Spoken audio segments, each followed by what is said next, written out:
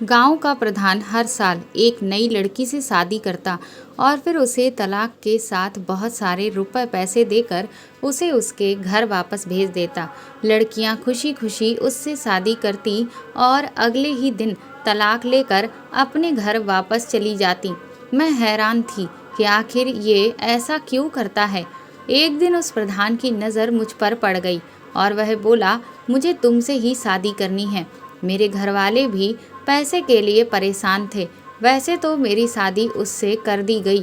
शादी की पहली रात वो मुझे अस्पताल ले गया और बोला, मैंने अब तक बहुत सी लड़कियों से शादी की है ताकि मैं तुम्हें ढूंढ सकूं। वह लड़की तुम ही हो जो मेरी किस्मत बदल सकती है। इससे पहले मैं इस बात का मतलब समझ पाती, मेरी चीखें निकल गईं कि वह मेरे आज फिर गांव के प्रधान की शादी थी। मेरी दोस्त रवीना खास तौर पर मुझे ये सब सुनाने आई थी। आते ही कहने लगी, क्या तुम्हें पता है कि गांव का प्रधान फिर से शादी कर रहा है। मैं ये सुनकर हैरान हो गई कि अभी पिछले साल ही तो उसने शादी की थी और अपनी बीवी को तलाक भी दे दिया था।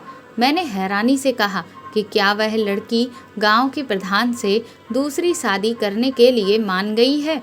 मेरी दोस्त रवीना पागलों की तरह हंसने लगी और बोली, पागल लड़की, लगता है तुम्हें अभी तक कुछ नहीं पता। गांव का प्रधान हर साल एक खास महीने में एक लड़की से शादी करता है और अगले ही दिन उस लड़की को तलाक दे देता है। और सुना है वह लड़की को बहुत कुछ देकर उसके घर वापस भेज देता है, सोना चांदी पैसा खूब दौलत। तो ऐसे में कोई भी लड़की बेवकूफ़ ही होगी जो गांव के प्रधान से शादी करने से इनकार कर देगी। फिर वह कुछ चौंक कर कहने लगी, तू कोशिश करना कि गांव के प्रधान की नज़र तुझ पर ना पड़े, वरना हो सकता है अगली बीवी उसकी तू बन जाए, क्योंकि सुना है वह हसीन लड़कियों पर ही आशिक हो जाता है। मैं उसकी ये बातें सुनकर बहुत डर गई। मैंने कहा, मैं तो पहले भी घर से बाहर बहुत कम निकलती हूँ, अब तो मैं बिल्कुल भी नहीं निकलूँगी। मैं असल में यहाँ की रहने वाली नहीं थी और अपने माता पिता के साथ 7 महीने पहले ही इस गांव में आई थी। इसीलिए गांव के रस्मों रिवाज और गांव के प्रधान के बारे में मुझे कुछ भी पता नहीं था। मैंने बस उसकी पिछली शादी होते हुए देखी थी। इसलिए रवीना से ये सब सुनकर मुझे बहुत हैरानी हुई थी कि गांव का प्रधान कैसा जालिम इंसान है जो पहली रात के बाद ही बेचारी लड़कियों को तलाक दे देता है। रवीना फिर शाम को आ गई और मुझसे कहने लगी कि चल गांव के प्रधान की शादी देखने चलते हैं। पूरा गांव आया हुआ है। मैं अपनी माँ से इजाज़त लेकर उसके साथ गांव के प्रधान की शादी देखने चली गई, लेकिन उसके किस्से सुनने के बाद मैं बहुत डर गई थी। इसलिए मैंने अपने मुंह को एक दुपट्टे से अच्छी तरह से ढक लिया था। मैंने अपनी माँ से इजाज़त ली और उसके साथ निकल पड़ी। माँ को भी शायद गांव के प्रधान के बारे में ठीक से कुछ पता नहीं था, इसलिए उन्होंने मुझे जाने की इजाज़त दे दी। हम शादी पर पहुंच गए तो मैं धूमधाम देखकर दंग रह गई। रवीना कहने लगी, तुम देखना, कल सुबह ये लड़की भी बहुत से पैसों के साथ तलाक लेकर इसकी हवेली से बाहर निकल जाएगी। मैंने अफसोस से कहा, ये तो बेचारी लड़कियों पर बड़ा जुल्म होता है। तो रवीना ने बताया कि कोई जोर ज़बरदस्ती नहीं होती, लड़कियां अपनी मर्जी और खुशी से प्रधान से शादी करती हैं और तलाक ले लेती हैं, उन्हें कोई परेशानी नहीं होती। मैं बड़ा हैरान थी कि प्रधान ऐसा क्यों करता है। उसके साथ ऐसा क्या मसला था कि वह शादियों पर शादियां करता है और फिर तलाक भी फ़ौरन ही दे देता है।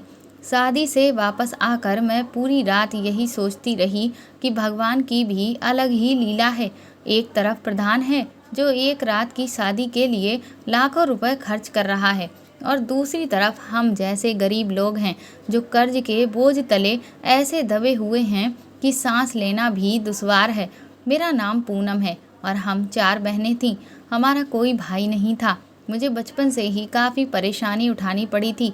मेरे पिताजी शहर में नौकरी करते थे और कभी कभी कुछ खास त्योहारों पर छोटी सी दुकान भी लगा लिया करते थे, जिससे बस हमारा गुजारा बड़ी मुश्किल से हो जाता था। फिर पिताजी बीमार पड़ गए तो कई जगह से कर्ज लेकर उनका इलाज करवाना पड़ा। यहाँ तक कि हमारा घर भी बिक गया और पिताजी हमें अपने पुराने घर में ले आए। जहाँ वह अपने भाइयों के साथ बचपन में रहा करते थे। हमारे घर में गरीबी इस कदर छाई हुई थी कि हमें दाने दाने के लिए मुंह देखना पड़ता था। मैं तो अपने आप को संभाल लेती थी, पर मेरी छोटी बहनें छुप छुप कर रोया करती थीं। एक दिन मैंने अपनी बहनों को रोते हुए देख लिया। वह रोते हुए कह रही थी कि काश हम पैदा ही ना हुए होते, या फिर पैदा होते ही मर गए होते तो आज यूँ भूखा ना रहना पड़ता। मैंने जो उनकी ये बात सुनी तो मुझे बहुत दुख हुआ कि मेरा तो चलो जैसे तैसे बचपन गुजर गया, पर मेरी बहनें भी गुर्बत की ज़िंदगी गुजार रही हैं। क्योंकि मैं सबसे बड़ी थी तो किसी के सामने दिल का बोझ भी हल्का नहीं कर सकती थी। उस दिन अपनी बहनों को रोते देखकर मेरा दिल बहुत तड़प उठा था। मैंने माँ से कहा, माँ मैं ज़रा बाहर जा रही हूँ, थोड़ा टहल कर आती हूँ, थोड़ी देर में मैं आ जाऊँगी। माँ ने मुझे बाहर जाने की इजाज़त दे दी, जैसे वह इस बात से वाकिफ़ थी कि मेरे अंदर क्या चल रहा है। मैं घर से बाहर निकलकर खेतों की तरफ चली आई, क्योंकि वहाँ जगह बहुत सुकून भरी और साफ़ सुथरी थी। मैं खेतों के पास टहल रही थी कि तभी वहाँ हमारे गांव का प्रधान आ गया। उसकी नज़र मुझ पर पड़ी। मेरे तो डर के मारे रोंगटे ही खड़े हो गए। मुझे रवीना की बात याद आ गई तो मैं उसको देखकर जल्दी से घर भाग गई। घर आकर भी मेरा दिल डर की वजह से ज़ोर ज़ोर से धड़क रहा था। मैं परेशान हो गई कि कहीं वो कोई इल्ज़ाम ही ना लगा दे मुझ पर। थोड़ी ही देर में रवीना चली आई। कहने लगी, तुझे गांव के प्रधान ने देख लिया है, अब तेरा कुछ नहीं हो सकता। मैं डर गई और इसी बात का असर था कि मुझे बहुत तेज़ बुखार आ गया। मैं शाम तक बुखार में तपने लगी। मेरी माँ मुझे खाना बनाने का कह रही थी, मगर मेरे शरीर में तो जैसे जान ही नहीं थी। तंग आकर माँ मेरे कमरे में आई और मुझे हाथ लगाकर चेक करने लगी तो चीख पड़ी। फिर तुरंत ही गांव के डॉक्टर को बुला लिया गया, जो सबका इलाज करता था। डॉक्टर ने मेरा चेकअप किया और माँ से कहते हुए बाहर निकल गया कि इसको फिक्र और परेशानी से दूर रखें। ज़्यादा टेंशन की वजह से दिमाग की नस फटने का खतरा होता है। डॉक्टर के जाने के बाद माँ मुझे घूरते हुए कहने लगी, किस बात की टेंशन है तुम्हें, क्यों मरने वाली हालत बना रखी है। तब मैंने हिम्मत करते हुए माँ को बता दिया कि गांव के प्रधान की नज़र मुझ पर पड़ गई है, जो हर साल नई लड़की से शादी करने के बाद अगले ही दिन उसे तलाक दे देता है। माँ मेरी बात को ना समझी और बोली, तो तुझे इतनी फिक्र क्यों हो रही है, तूने कौन सी चोरी की है जो तुझे इतना डर लग रहा है। माँ की बात पर मेरा दिल किया कि मैं अपना सर पीट लूँ। इससे पहले कि मैं माँ को समझाती, बाहर से दरवाजे को किसी ने ज़ोर ज़ोर से खटखटाना शुरू कर दिया। आवाज़ सुनकर मैंने अपनी सांस रोक ली। दरवाज़ा खोला गया तो बाहर गांव का प्रधान अपने लोगों के साथ खड़ा था और उनके साथ ही मेरे पिताजी भी थे। उन्हें भी शायद साथ लेकर घर आए थे। पिताजी ने उनको बैठक में बिठाया और माँ से चाय बनाने को कहा, पर गांव के प्रधान ने चाय पीने से मना कर दिया। आखिर वह अमीर इंसान था तो गरीबों के घर का चाय पानी कैसे पीता। उसने मेरी माँ को भी बैठक में बुला लिया और मेरा हाथ मांग लिया। जब उसने ये बात की तो माँ तो हक्का बक्का रह गई और उठकर गुस्से से बोली, प्रधान जी, हम गरीब ज़रूर हैं लेकिन बेगैरत नहीं, जो रुपए पैसे के लिए हम अपनी बेटी का सौदा कर दें। हम अपने कर्ज खुद उतार लेंगे पर अपनी बेटी को दागदार नहीं करेंगे। प्रधान बात करके चला गया था। अब माँ और पिताजी को फैसला करना था, बेटी की इज्जत या पैसा। एक बात सुन तो आसमान जैसे मेरे ऊपर गिर पड़ा। आखिर वही हुआ जिसका मुझे डर था। माँ ने तो साफ साफ प्रधान को जवाब दे दिया था, क्योंकि मैंने अपनी बुआ को जो जुबान दे रखी थी और इसी साल के आखिर में मेरी शादी होनी तय हो गई थी। मगर पिताजी कह रहे थे कि एक बार मुझसे बात कर ली जाए, फिर जैसा मैं कहूँगी वैसा ही कर लेंगे। मुझे पिताजी की बात पर गुस्सा तो बहुत आया। ये क्या, पिताजी को पता नहीं कि मेरी मंगनी हो चुकी है, फिर भी ऐसी बातें कर रहे हैं कर सकूं। पिताजी की राय पर माँ ने भी हामी भर ली। पिताजी को मुझसे बात करने की इजाज़त दे दी। पिताजी मेरे पास आए और कहना शुरू किया था, देखो बेटी, हमारा कोई बेटा नहीं है जो हमारा सहारा बने, जो अपनी बहनों के ख्वाब पूरे करने में मेरी मदद करे। हमारे घर के हालात तुम्हारे सामने हैं। पिछले 10 सालों से हमारे ऊपर जो कर्जा है वही उतरने का नाम नहीं ले रहा है। और फिर तुम्हारी छोटी बहनें भी अपनी बहुत सी ख्वाहिशों को अपने दिल में दबा लेती हैं। अगर तुम प्रधान जी से शादी के लिए हाँ कर दो और अगले ही दिन तलाक ले लो तो हमारे सारे मसले हल हो जाएंगे। और रही बात तुम्हारे मंगेतर की, तो वो कोई डॉक्टर इंजीनियर नहीं है जिससे तुम शादी करके एक बहुत अच्छी ज़िंदगी गुजारो, कि अगर वह तुमसे सच्चा प्यार करता है तो तुम्हारी मजबूरी और परेशानी को समझेगा। अब फैसला तुम्हारे हाथ में है, जैसा तुम कहोगी वैसा ही होगा। पिताजी मुझसे बात करके चले गए और मुझे कसमकस में डाल कर गए। मैंने सारी बातों को सोचा और फिर एक फैसला किया। मैंने पिताजी से कहकर अपने मंगेतर अरविंद को बुलाया था ताकि उससे बातचीत करके फैसला ले सकूं। अगले दिन अरविंद हमारे घर आ गया। मैं उसे लेकर छत पर आ गई ताकि मैं आराम से सुकून से उससे बात कर सकूं। मैंने अरविंद को पिताजी और गांव के प्रधान की कही हुई बातें बताईं तो उसके चेहरे का रंग गुस्से से लाल हो गया। मैं उसके दिल के हाल को समझ रही थी, मगर मुझे एक चीज़ को समझाना था। शादी के बाद मेरा और अरविंद का फ्यूचर, या फिर मुझे मेरी बहनों का और मेरे माँ बाप का सहारा बनना था। उसने मेरी बात सुनकर इनकार कर दिया। वो रूठ कर जाने लगा तो मैंने कहा, मैं पिताजी के फैसले पर राजी हूँ। अरविंद ने गुस्से से मेरी तरफ पलटा और घूरती नज़रों से मुझे देखकर बोला, तुम्हारा तो दिमाग खराब हो गया है क्या? उसको सदमा लगा था और सदमे की वजह से उसकी आवाज़ ठीक से निकल भी नहीं पा रही थी। मैं सब जानते बूझते भी उससे नज़र चुराने पर मजबूर थी। मैंने उससे कहा कि हाँ, दिमाग खराब हो गया है मेरा, क्योंकि मेरे माँ बाप का कोई बेटा नहीं है और मैं उनको कर्ज में डूबा हुआ नहीं देख सकती। और फिर एक ही दिन की तो बात है, हमारे सारे मसले हल हो जाएंगे और बगैर किसी फिक्र के हम दोनों एक हो जाएंगे। क्या तुम नहीं चाहते कि हमारी परेशानी खत्म हो जाए, या इतना ही प्यार था मुझसे जो मुझे समझ ही नहीं पा रहे हो? मेरी इमोशनल बातें सुनकर अरविंद का दिल नरम पड़ गया और वह शादी के लिए मान गया। अरविंद के जाने के बाद मैंने माँ से कहा, मैं शादी के लिए तैयार हूँ। ये मैंने किस तरह दिल पर पत्थर रखकर कहा था ये मैं ही जानती हूँ, पर मुझे इस जगह पर कमज़ोर नहीं पड़ना था, सो मैं नहीं पड़ी और पिताजी ने प्रधान जी को हाँ का जवाब भिजवा दिया। माँ ने जब ये बात सुनी तो वो अपना सर पीटने लगी और मुझे समझाने लगी, पर मैं फैसला कर चुकी थी, मुझे पीछे नहीं हटना था। माँ की तकलीफ़ का भी मुझे अंदाज़ा था, पर पिताजी का भी कोई कसूर नहीं था कि वह इस उम्र में भी कर्ज की टेंशन लेते। वह वक्त से पहले ही बूढ़े होते जा रहे थे। जब मैं अपनी फैसले पर अड़ी रही तो माँ ने भी चुप्पी साध ली और यूं एक हफ्ते के अंदर ही मेरी शादी की तैयारी हो गई और मैं लाल जोड़े में विदा होकर प्रधान की हवेली में आ गई। सारे दिन की थकी हारी मैं जब मुलायम गद्दों पर बैठी तो बैठने के साथ ही मुझे नींद ने अपनी आगोश में भर लिया और मैं बैठे बैठे कब सो गई मुझे पता ही नहीं चला। मेरी आंख तब खुली जब मैंने अपनी कलाई पर कुछ महसूस किया। डर की वजह से मेरे हलक में कांटे आ गए थे। मैंने बहुत हिम्मत जुटाकर उसको अपने ऊपर से हटाने के लिए आंखें खोली तो देखा मेरा पति मेरी कलाई पर उंगली फेर रहा है। फिर अचानक पता नहीं मेरे पति को क्या हुआ, उसने मेरी कलाई छोड़ी और दूर जाकर खड़ा हो गया। फिर बोला, हमें अभी हॉस्पिटल चलना है, जल्दी उठो और अपने कपड़े बदल लो। मुझे उसकी बातें सुनकर उसकी दिमागी हालत पर शक हुआ। मैं जाने से मना करना चाहती थी, पर पहली ही रात कुछ ऐसा नहीं करना चाहती थी जो वह मुझे तलाक ना देता। मैं कपड़े बदल कर उसके साथ गाड़ी में बैठकर अस्पताल पहुंची तो वहां जाकर मैंने जो देखा उसे देखकर तो मैं अपने होशो हवास खो बैठी। मेरा पति डॉक्टर से बात करने के बाद कहने लगा, वह लड़की तुम ही थी जिसकी तलाश में मैंने आज तक इतनी शादियां की हैं। बस तुम्हें तलाक नहीं दूंगा, अब से तुम ही मेरी पत्नी बनकर रहोगी। मैं उसकी ये बात सुनकर बेहोश हो गई। वह मुझे गाड़ी में डालकर घर ले आया। घर आकर जब मुझे होश आया तो उसकी बातें याद करके मेरी रूह कांप गई।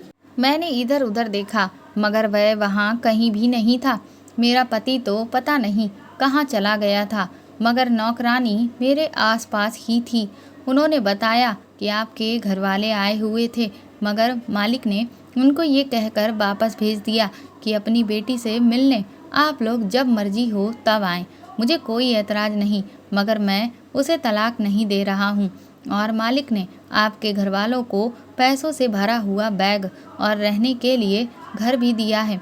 नौकरानी की बात सुनकर मेरा दिल किया कि मैं चीख चीख के रोने लगूं कि मेरे घर वालों ने मेरे साथ क्या किया। मैं अपनी ही नज़रों में गिर गई थी।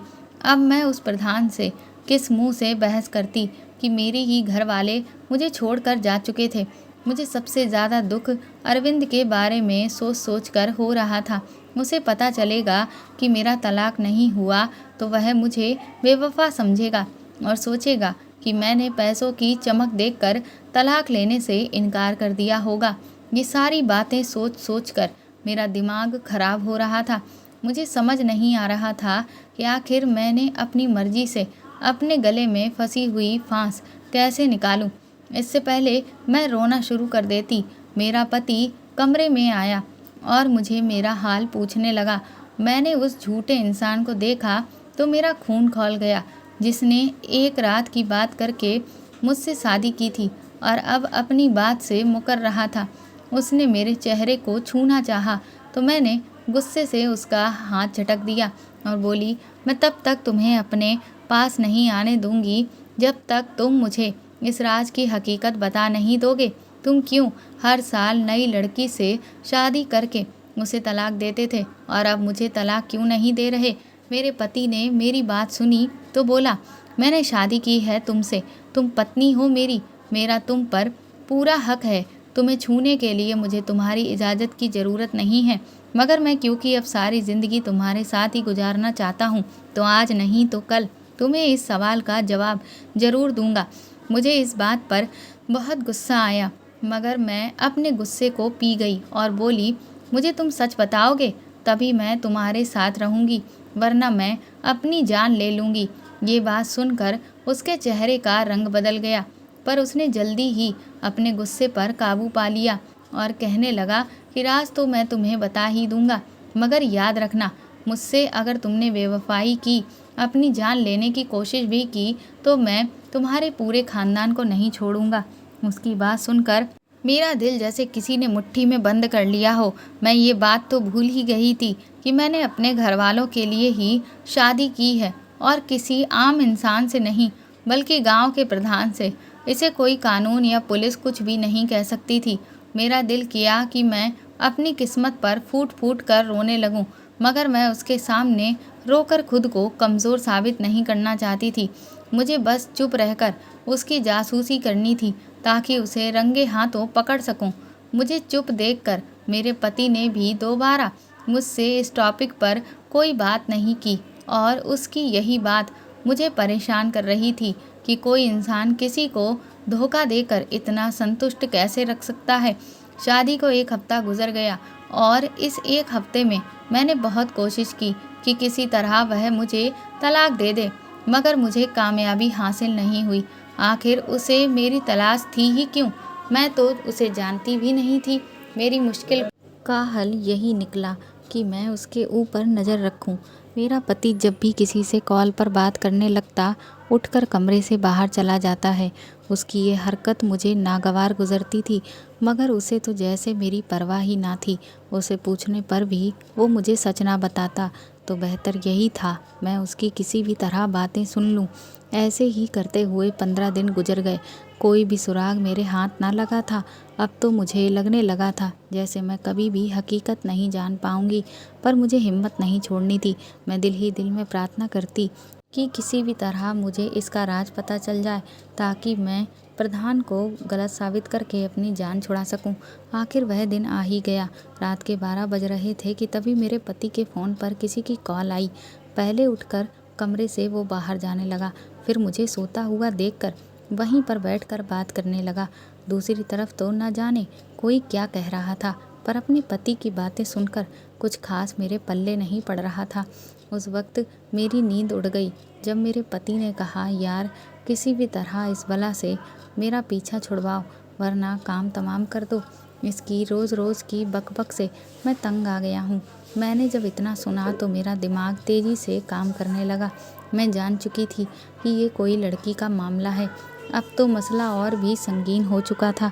उसकी बातें सुनकर मैंने इरादा कर लिया कि किसी भी तरह मुझे इस बेचारी लड़की को इसके चुंगल से आज़ाद करवाना ही होगा, वरना ये जालिम इंसान उसकी जान ले लेगा। अगले दिन मेरा पति घर से बाहर निकला तो मैं भी उसके पीछे घर से बाहर निकल गई। घर के नौकर नौकरानी को भी मैंने पहले ही अपने साथ मिला लिया था। अब बेफिक्र होकर मैं सब काम कर सकती थी। उसका पीछा करने के लिए मुझे मेरे दिल ने मना भी किया, पर मैं दिल को मजबूर करने लगी और अपने इरादे से नहीं हटी और उसे एक घर में जाता हुआ देखकर मैं वहीं से वापस लौट आई। मेरे दिमाग में अलग अलग ख्याल आ रहे थे। मैं उन ख्यालों में बैठी थी। मेरा पति घर आया। वह किसी से फिर से फ़ोन पर बात कर रहा था।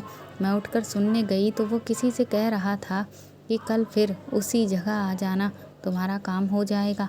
मैं दिल ही दिल में खुश होने लगी कि चलो इस सब से जान छूटने वाली है कि उससे पहले मेरा पति मुझे देखता। मैं जल्दी से कमरे में आ गई।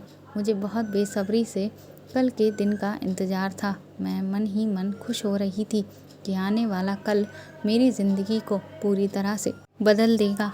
कल का दिन आया तो अपने पति के जाने के बाद मैं भी उसके पीछे ही घर से निकल गई। आज मेरा पति रास्ते में कुछ लोगों से भी मिला था। अब मुझे टेंशन होने लगी कि कहीं उन लोगों में से ही कोई एक ना हो जिसकी वजह से मुझे आज़ादी मिलेगी।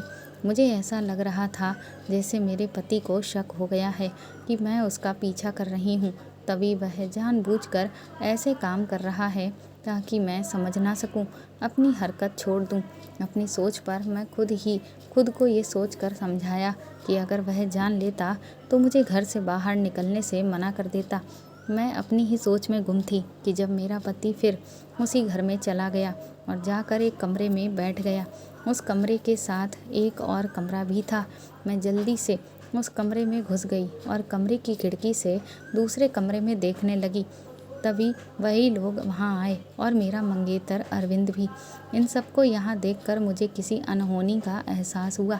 मैं डरते चोरी छिपके वहाँ से निकलकर घर आ गई। मैं जितना इसको आसान समझ रही थी उतना ही ये सब मुश्किल था। मैं परेशान बैठी थी कि मेरा पति घर आया और मुझे उदास बैठे देखकर बोला कि आज तुम्हारे लिए सरप्राइज है, इसीलिए नहा धोकर अच्छे से तैयार हो जाना, तुम्हें लेकर कहीं बाहर जाना है और मैं तुम्हें आज तुम्हारे सभी सवालों के जवाब वहीं पर दे दूँगा। इतना कहकर वह वहाँ से चला गया और मैं जल्दी से नहाने चली गई ताकि उसके आने से पहले मैं तैयार हो सकूं। नहा धोकर मैं अच्छे से तैयार हो चुकी थी और घर के ग्राउंड में उसका इंतज़ार करते हुए टहल रही थी। तभी मुझे गाड़ी का हॉर्न सुनाई दिया। मेरा पति आ चुका था और मेरे बारे में पूछकर मुझे पुकारता हुआ ग्राउंड की तरफ ही आ रहा था। उसने मुझे चलने के लिए कहा और मैं चुपचाप जाकर गाड़ी में बैठ गई। मेरा खामोश होना मेरा पति भी नोट कर रहा था। उसने भी कोई बात नहीं की और गाड़ी स्टार्ट कर दी। हमारी गाड़ी गांव की ऊंची नीची छोटी गलियों में चलती जा रही थी और मैं अपनी ज़िंदगी के बारे में सोचती हुई उदास हो रही थी। गांव में खेत तैयार होकर हरे हो गए थे और ट्यूबवेल देखकर मेरी आंखों से आंसू बह निकले। ये वह जगह थी जहां खेल कूद कर मैं बड़ी हुई थी। तभी वह खेत मेरी नज़रों के सामने से गुजरा तो जैसे किसी ने मेरी आंखों में मिर्ची भर दी थी। मुझे इस खेत से नफ़रत सी महसूस हुई। यही वजह थी जहां मेरे पति की नज़र मुझ पर पड़ी थी, मगर अब वह सब वापस नहीं लौट सकता था। उन्हीं सोचों में गुम पता ही नहीं चला था कि कब सफ़र ख़त्म हुआ और हम अपनी मंजिल पर पहुंच गए। होश मुझे तब आया जब गाड़ी रुकी और मेरे पति गाड़ी से बाहर निकलकर मेरी साइड वाला दरवाज़ा खोलकर खड़े हो गए। उसको अपनी तरफ देखता देख मैं गाड़ी से नीचे उतर आई और हम दोनों एक दरबार की तरफ जाने लगे। साइड के बाएं छोर पर बने कच्चे मगर साफ सुथरे घर में मुझे लिए मेरा पति दाखिल हुआ। एक कमरे में जाकर बैठकर अभी थोड़ी देर ही गुजरी थी कि वहाँ एक बाबा जी आए। बोले, हाँ भाई, तुम्हारी तलाश खत्म हुई कि नहीं? पति ने कहा, हो गई बाबा जी, और ये मेरी पत्नी है। इन दोनों की बातें सुनकर मुझे कुछ समझ में नहीं आया। ये दोनों कैसी बातें कर रहे हैं? बाबा जी के बैठने के बाद मेरा पति बोला, बाबा जी, मैं आपसे इजाज़त लेने आया हूँ ताकि अपनी पत्नी को सच बता सकूँ और नई ज़िंदगी की शुरुआत कर सकूं। मगर आपकी इजाज़त हो तो मैं शुरू करूं। बाबा जी ने कहा, इजाज़त है, जाओ और अपनी ज़िंदगी जियो। उनकी एक ढूंढने वाली बातें सुनकर मेरे माथे पर सिलवटें पड़ने लगी। ये सब मुझे ढूंढ रहे थे। फिर मेरा पति उठकर खड़ा हुआ और हम वहाँ से इजाज़त लेकर वापस आ गए। घर आकर मेरे पति ने सारे नौकरों को छुट्टी दे दी और सारे दरवाजे खिड़कियाँ बंद करने लगा। उसे ऐसा करते देखा तो मैं डर गई। डरने की वजह से मेरा रंग पीला पड़ गया था, जिसे देखकर मेरा पति बोला, डरो नहीं, ये बात ऐसी बात थी ताकि कोई भी ये राज जान ना सके। उसकी बातें सुनकर मेरी सांस में सांस आई। फिर मेरा पति मुझे लेकर बेड पर बैठा और बोला, ये आज से 10 साल पहले की बात है, जब मैं 20 साल का था। हम खानदानी रईस थे, मगर हमारे किसी रिश्तेदार ने हम पर ऐसा खतरनाक जादू कर दिया कि हमारी दौलत भी खत्म होने लगी और मेरी सेहत भी खत्म हो गई। एक दिन मैं शिकार खेलने गया हुआ था कि मुझे कोई शिकार ना मिला और मैं गुस्से से सारे निशाने खराब करने लगा। मैं अपने उस काम में इतना ज़्यादा बिजी था कि मुझे आसपास का कुछ पता ना था। फिर ये बाबा जी कोई जड़ी बूटी लेने जंगल आए हुए और मुझे ऐसा करते देखकर मेरे पास आ गए। बोले, तुम पर जादू है और इतना खतरनाक है कि जिस लड़की से भी शादी करोगे वह तुम्हारे शरीर की ताकत खत्म कर देगी और तुम्हारी सारी दौलत बर्बाद हो जाएगी। मगर एक तरीका है जिससे कि जादू खत्म हो जाएगा। अगर तुम उनको एक दफ़ा देखे बगैर अपनी शादी का हक लिए बिना ही उसे तलाक दे दो। मगर एक बात का ये ख्याल ज़रूर रखना कि वह लड़की ज़रूरतमंद हो। मैंने कहा, मैं बहुत परेशान हूँ और ऐसे तो मैं कभी असली वाली शादी कर ही नहीं सकूँगा।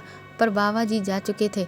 जब मैंने पहली शादी की तो देखभाल कर एक ज़रूरतमंद लड़की देखी और अपनी पत्नी को सुबह माल दौलत देकर उसे तलाक दे दिया। इससे मेरी दौलत में बहुत ज़्यादा बढ़ोतरी हो गई और जादू का जोर भी कुछ कम हो गया। फिर इसी तरह से दूसरी शादी की तो मैं इलेक्शन जीत गया। फिर तीसरी, फिर इस तरह से करके मैंने 13 शादियाँ की और धीरे धीरे मुझ पर हुआ जादू खत्म हो गया। फिर मैंने सोचा कि अगर ऐसे ही शादी करके मैं तलाक देता रहूँगा तो मैं अपना वारिस कैसे लाऊँगा। फिर मैं उसी जगह पर गया और उन बाबा जी को तलाश करना चाहा, पर वह वहाँ पर नहीं मिले। मैं इतनी सारी शादियाँ कर कर के और तलाक बार बार दे दे कर तंग आ चुका था। अब मैं भी सुकून की ज़िंदगी चाहता था। मैंने दूर दूर तक बाबा जी को बहुत तलाश किया ताकि मैं उनसे अब ये पूछ सकूं कि कब तक आखिर मैं ऐसे तलाक देता रहूँगा और बार बार शादियाँ करता रहूँगा। कई महीने गुजरने के बाद जब मुझे बाबा जी के ठिकाने के बारे में पता चला तो मैं वहाँ पहुँच गया। वहाँ पहुँचा तो जैसे बेजान सा होकर मैं ज़मीन पर गिर गया। एक दिन आराम करने के बाद अगले दिन बाबा जी ने मुझे अपने पास बुलाया। मैंने बाबा जी से कहा कि बाबा, मैं थकने लगा हूँ, मैं कब तक लोगों की बातें सुनता रहूँगा। मुझे बता दें, मुझे और कितनी शादियाँ करनी पड़ेंगी और ताकि मैं एक ही शादी करके अब चैन की ज़िंदगी गुजार सकूँ। बाबा जी मेरी बात सुनकर मुस्कुराए और बोले, बेटा, तब तक तुम शादी करते रहोगे, तलाक देते रहोगे, जब तक तुम्हें ऐसी लड़की ना मिल जाए जो तुम्हारे ख़ानदान का वारिस पैदा करने वाली होगी। बाबा जी की बातें सुनकर मैं चला गया और बोला, उसकी कोई ख़ास निशानी बता दे कि मैं अपनी तलाश जारी रख सकूं। फिर बाबा जी ने कहा, उसे देखकर जो सबसे पहले तुम्हारे दिल में ख्याल आएगा वो ये होगा कि इसके बाद मैं किसी और लड़की से शादी नहीं करूँगा। यही थी जिसकी मुझे तलाश थी। मैंने तुम्हें देखा तो मेरे दिल ने कहा कि तुम ही वही लड़की हो जो मेरी पत्नी बनोगी। यूँ मैंने तुम्हारे घर रिश्ता भिजवाया और हमारी शादी हो गई। अपने पति की सारी बातें सुनकर भी कुछ था जो मुझे खटक रहा था, क्योंकि जब शादी की रात मेरा पति मुझे देखने के बाद अस्पताल लेकर गया था तो वहाँ जाकर उसने कहा था कि तुम ही वही लड़की हो जिसकी मुझे अब तक तलाश थी। कुछ देर चुप रहने के बाद मैंने लगे हाथों ये बात भी पूछने का इरादा किया और कहा कि मैं कैसे यकीन कर लूँ कि यही बात सच है कि हर लड़की को शादी की रात तो तुम तलाक देते थे और मुझे लेकर अस्पताल चले गए। यह हॉस्पिटल वाला क्या राज है और इससे कब तक पर्दा उठाने का इरादा है। मेरी बात सुनकर मेरा पति बोला, सारे राज आज ही जान लोगी क्या? कुछ तो कल के लिए भी रहने दो। मगर मैंने सोचा अगर आज ही राज ना पूछ सकी तो शायद कभी ना पूछ पाऊंगी, इसीलिए आज ही पूछने का इरादा कर लिया। मुझे लगता था कि मेरा पति मेरा चेकअप करवाने लेकर गया है ताकि वह जान सके कि मैं कुंवारी हूँ भी या नहीं, पर यह बात मैं शक के बिना पर कह सकती थी।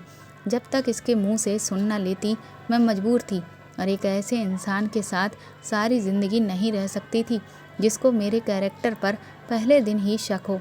बेशक मैं अपने कज़िन को पसंद करती थी और मंगनी भी कर रखी थी, मगर मैंने कभी भी अपनी हदें पार करने की कोशिश नहीं करी थी।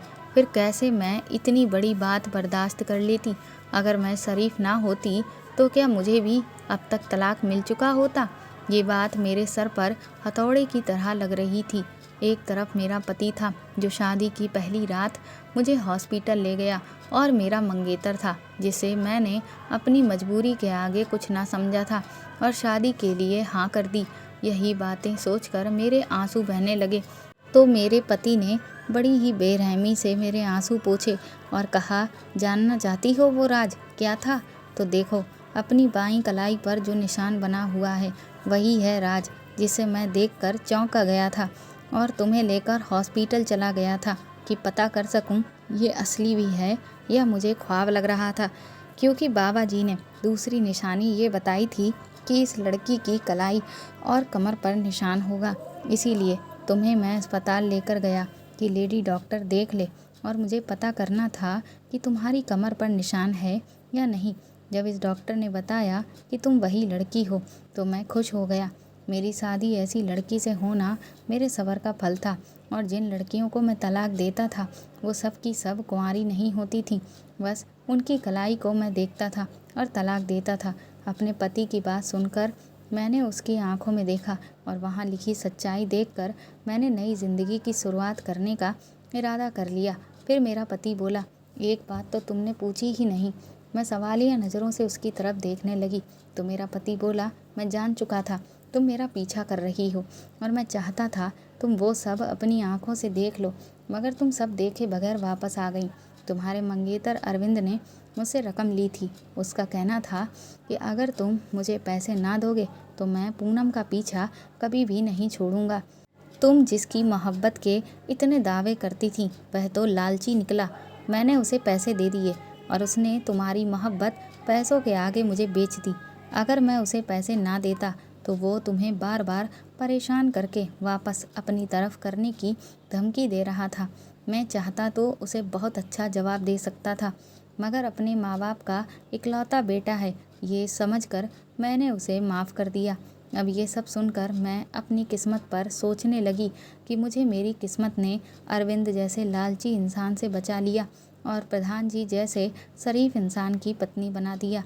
मुझे अपना पति दुनिया के सब मर्दों से अच्छा लग रहा था, क्योंकि उसने मेरे माँ बाप को रहने को अच्छा घर और रुपया पैसा दिया था। उसके साथ अपनी ज़िंदगी गुजारने में कुछ बुराई ना थी। मैं अपने नसीब पर राज़ी थी और अपने पति के साथ खुश भी थी। कुछ ही दिनों के बाद मेरी दूसरी बहनों की भी अच्छी जगह शादियां हो गई थीं, और मैं भी अपने बच्चों और पति के साथ खुशहाल ज़िंदगी गुजार रही थी। रही बात अरविंद की, तो उसे तो मैं भूल चुकी थी। अब हमारी ज़िंदगी में सुकून ही सुकून था।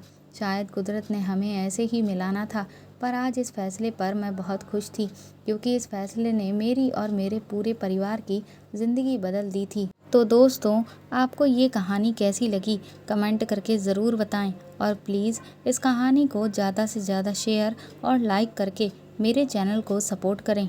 साथ ही अगर आप चाहें तो मुझे सुपर थैंक्स भी खरीद कर दे सकते हैं। सुपर थैंक्स का ऑप्शन आपको इस वीडियो के नीचे दिए हुए सभी ऑप्शंस में दिख जाएगा, जो कि हार्ट शेप में बने हुए डॉलर के साइन के तौर पर है। और अगर आप मेरे चैनल पर नए हैं तो सब्सक्राइब करके बेल आइकन को ज़रूर दबा दीजिएगा, ताकि आगे भी मैं आपको ऐसी ही अच्छी कहानियाँ सुनाती रहूँ। Thank you.